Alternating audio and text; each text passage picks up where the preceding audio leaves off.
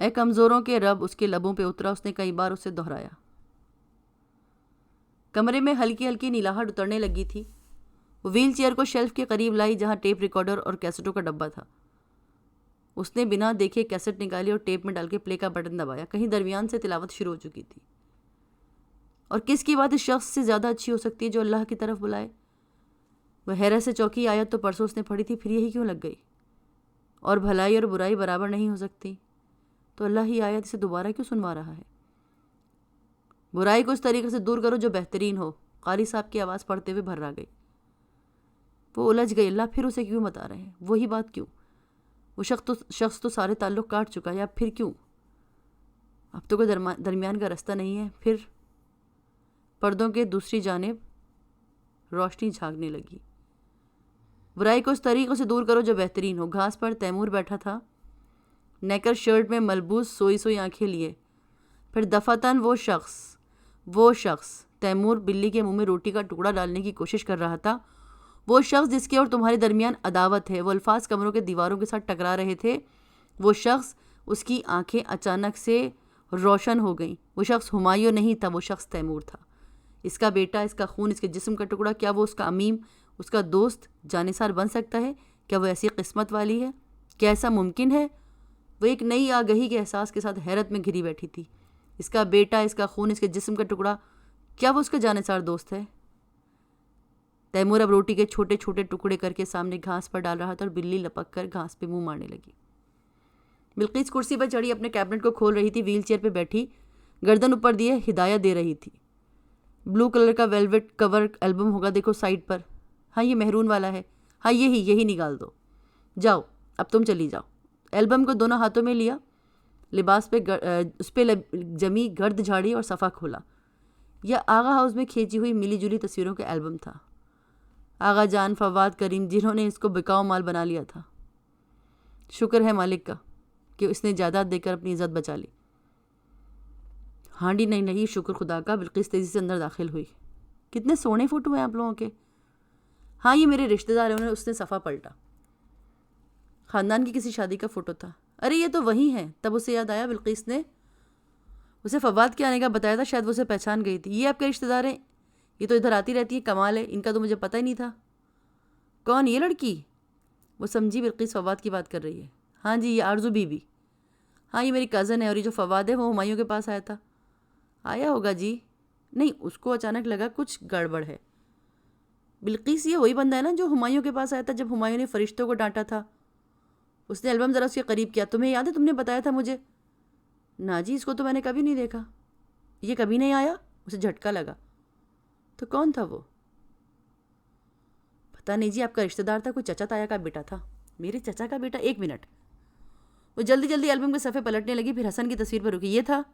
نہیں جی، تو بڑا بابو سا لگ رہا ہے۔ وہ تو عمر میں کم تھا۔ کیا مطلب؟ اچھا یہ نہیں تھا؟ پھر اس کے بعد آہستہ آہستہ وہ تصویروں کو غور دیکھنے لگی۔ یہ والا تھا؟ ہیں یہ والا؟ یہ کیا وسیم؟ وہ حیران بھی نہ ہو پائی تھی کہ بلقیس نے معیز کی شکل پہ انگلی رکھی۔ یہ سدرا کی منگنی کی تصویر تھی۔ معیز آیا تھا؟ وہ حیران رہ گئی۔ ہاں جی یہی تھا بی بی، مجھے اچھے سے یاد ہے۔ ابھی بچہ لگ رہا ہے، شاید پرانی تصویر ہے۔ جب آیا تو تھوڑا اونچا لمبا قد ہو گیا تھا، میں کہہ رہی تھی عمر میں کم تھا۔ تصویر میں معیز 12 سال کا تھا اور شاید 20 کا ہوگا۔ جب وہ ادھر آیا تو 17-18 سال کا ہوگا۔ مگر وہ کیوں آیا تھا اور کیوں ہمایوں سے لڑا، اور وہ دونوں کیوں بلند آواز میں جھگڑتے رہے؟ یہ بہت سوال تھے جس کے جواب اسے نامعلوم تھے۔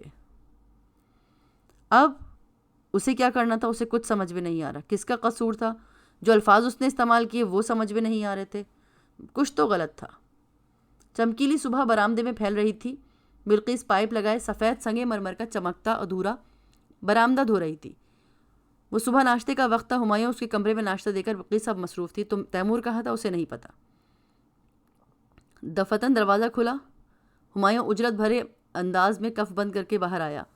اس نے محمل کو ادھر بیٹھے دیکھا نہیں۔ بلقیس نے جھاڑو اٹھائی اور بھاگ کر پائپ ڈرائیور سے ہٹا دیا۔ وہ گاڑی میں بیٹھا اور زن سے گاڑی نکال کے لے گیا۔ بلقیس پانی کا فوارہ سفید بجری کے ڈرائیور پر ڈالنے لگی اور وہ سر جھٹک کر اپنی آیت کی طرف متوجہ ہوئی۔ مگر پڑھتے پڑھتے نگاہ پھسلی، پہلے ناخون کے کنارے، پھر ہاتھ، پھر ان کے ہوتے ہوئے پیروں پہ ٹکی۔ سامنے کھلے گیٹ کے اس پار بھی گیٹ کا خلا تھا۔ بے نیازی میں اس نے ادھر دیکھا، سامنے والے گیٹ کے پاس ایک لڑکی کھڑی تھی، کندھے پہ پیارا سا پھولے پھولے گالوں والا بچہ تھا۔ آدمی کچھ گڈ لکنگ سا تھا ساتھ میں گاڑی کے، وہ مسکرا رہا تھا۔ ایک خوبصورت اور مکمل فیملی۔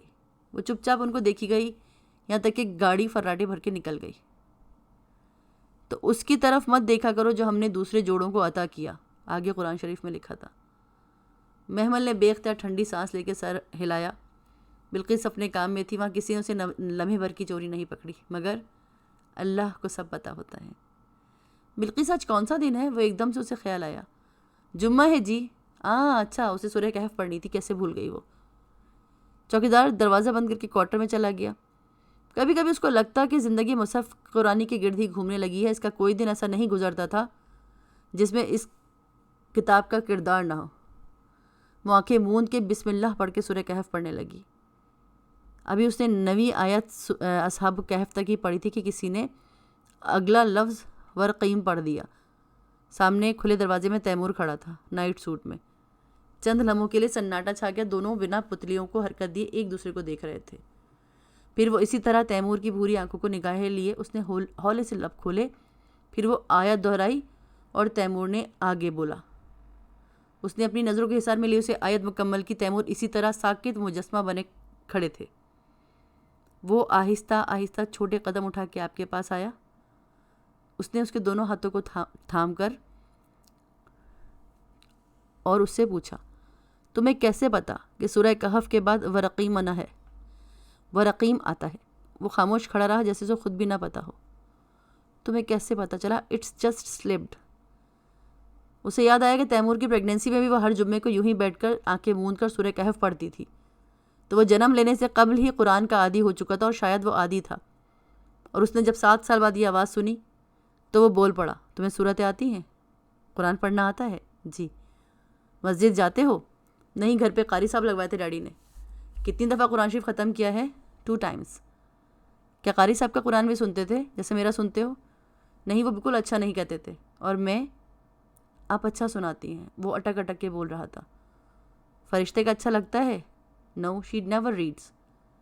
وہ شاید پڑھنا کہہ رہا تھا، وہ اس کی غلطی نکالنے کا وقت نہیں تھا، وہ ریسائٹ کو ریڈ کہہ رہا تھا۔ یہ بتانے کے لیے وہ جب پڑھتی ہوگی تو اسے پتہ نہیں چلتا ہوگا، وہ بہت لمحے خاص ہوتے تھے۔ تم ایسا پڑھ سکتے ہو؟ نو۔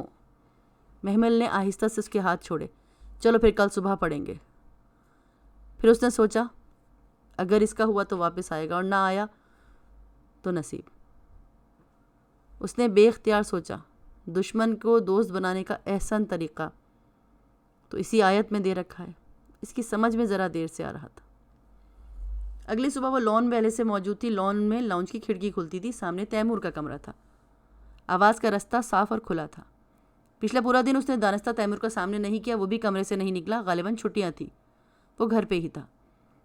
اس نے سوچ لیا تھا کہ اگر وہ قرآن کی چاہ رکھتا ہے اور تو اس کے اندر مزید سننے کی خواہش ضرور بھڑکے گی، اور وہ خود چل کے آئے گا۔ اس نے پلے کا بٹن دبایا اور آواز اونچی کر دی۔ قاری مشاری کی سورہ کہف چلنے لگی۔ پہلا رکوع بھی ختم نہیں ہوا تھا کہ برآمدے کا دروازہ کھلا اور تیمور بھاگتا ہوا سیڑھیاں اتر کر گھاس پہ آ گیا۔ اس نے مسکرا کر اس کو سامنے بیٹھنے کا اشارہ کیا۔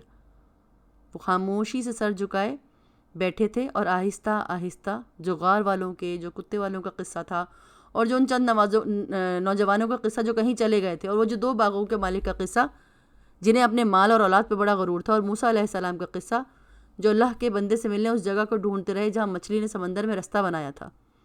وہ 2-4 قصے تھے جو قرآن کے درمیان میں رکھ دیے گئے تھے۔ جب وہ ختم ہوئے تو تیمور نے سر اٹھایا۔ محمل اب سٹاپ کا بٹن دبا رہی تھی۔ تمہیں پتہ ہے کس کی آواز ہے؟ تیمور نے نفی میں سر ہلا دیا۔ یہ قاری مشاری تھے، اور تمہیں پتہ ہے وہ کون ہیں؟ پہلے وہ سنگر تھے، پھر انہوں نے قرآن پڑھا تو گلوکاری چھوڑ دی اور قاری بن گئے۔ ان کے 11 مختلف ٹون میں قرآن شریف موجود ہیں، مگر یہ والی مجھے سب سے زیادہ پسند ہے۔ تمہیں پسند آئی؟ وہ بے اختیار بولا، جی۔ چند لمحے خاموشی سے اپنے بیٹے کو دیکھتی رہی۔ مجھ سے ابھی تک خفا ہو؟ تیمور نے آنکھیں اٹھا کر خاموشی سے دیکھا پر کچھ نہیں بولا۔ کیوں خفا تھے مجھ سے؟ وہ چپ رہا۔ میں بہت بری لگتی ہوں، تمہارا دل چاہتا ہے مجھے قتل کر دو؟ اتنی بری؟ نو نو نو نو نیور۔ وہ گھبرا کر اٹھا، پھر ایک دم چپ ہو کے بیٹھ گیا۔ تم پہلے ایسے نہیں تھے، تم ہاسپٹل میں میرے لیے پھول لے کے آتے تھے، مجھ سے اتنی باتیں کرتے تھے، تمہیں بھول گیا؟ آپ کو سب سنائی دیتا تھا؟ وہ ایک دم حیران رہ گیا۔ زندگی میں پہلی دفعہ اس نے محمل سے بات کی تھی اور وہ اندر سے تڑپ کے رہ گئی۔ اور تمہیں لگتا تھا میں اپنے تیمور کی باتیں نہیں سنوں گی؟ ایسا کیا ہو سکتا ہے؟ نہ وہ جھوٹ بولنا چاہتی تھی اور نہ ہی وہ اس کی بات کو خراب کرنا چاہتی تھی۔ تو پھر آپ اس رات بولی کیوں نہیں جب ڈیڈی نے مجھے بہت مارا تھا؟ آپ کو سب سنتا تھا تو پھر آپ بولتی کیوں نہیں تھی؟ اس کی آواز بلند ہونے لگی، غصے سے نہیں، دکھ سے۔ میں بول نہیں سکتی تھی بیٹا، بیمار تھی میں۔ اور ڈیڈی نے تمہیں کیوں مارا تھا؟ وہ تڑپ کے رہ گئی مگر بظاہر خود کو کمپوز رکھا۔ اس چڑیل سے جس سے شادی کر رہے تھے میں نے بہت لڑائی کی تھی۔ اس کی موٹی موٹی بھوری آنکھیں ڈبڈبا گئیں۔ وہ کہتے ہیں وہ اس بچ سے شادی کر لیں گے، وہ آپ کو ڈیورس کر دیں گے، میں ان سے بہت لڑا تھا۔ وہ ایک دم پھوٹ پھوٹ کے رونے لگا۔ تیمور؟ وہ حیرت زدہ رہ گئی۔ اس نے اسے کبھی روتے نہیں دیکھا تھا۔ محمل نے بے اختیار بازو پکڑ کے اس کے ہاتھ تھامے۔ میرے پاس آؤ۔ ڈیڈی نے تمہیں کیوں مارا تھا؟ میں نے کہا تھا کہ میں ان کو اور اس وچ کو گھر میں نہیں رہنے دوں گا۔ انہوں نے کہا تمہاری ماں ایک بری عورت ہے۔ میں نے ان پہ بہت شاؤٹ کیا تو انہوں نے مجھے ادھر تھپڑ مارا۔ اس نے اپنے ہاتھ سے اپنے آنسوؤں سے بھیگے گال پہ ہاتھ رکھا۔ محمل نے بے اختیار اس کا گال چوم لیا۔ وہ بیٹھی تھی اور وہ کھڑا تھا۔ تو میرے پاس آئے تھے؟ ہاں، میں اتنی دیر آپ کے پاس روتا رہا، بٹ یو آر سلیپنگ۔ آپ نے مجھے جواب نہیں دیا، آپ نے مجھے اکیلا چھوڑ دیا تھا نا۔ آپ بولتی بھی نہیں تھی اور آپ نے مجھے پیار بھی نہیں کیا تھا، اور تم مجھ سے ناراض ہو گئے۔ میں تب بیمار تھی بیٹا، میں بول نہیں سکتی تھی۔ اب میں تمہارے پاس ہوں، اب تو ناراض نہیں ہوں۔ ہتھیلی کی پشت سے آنکھیں صاف کر کے اسے نفی میں سر ہلایا۔ اس نے بے اختیار اسے گلے سے لگا لیا۔ ایک ہی دم اس کے ادھورے وجود میں ٹھنڈک اتر آئی۔ اسے لگا وہ مکمل ہو گئی ہے، اب اسے کسی ہمایوں نامی شخص کی ضرورت نہیں ہے، اس کو اس کا تیمور واپس مل گیا۔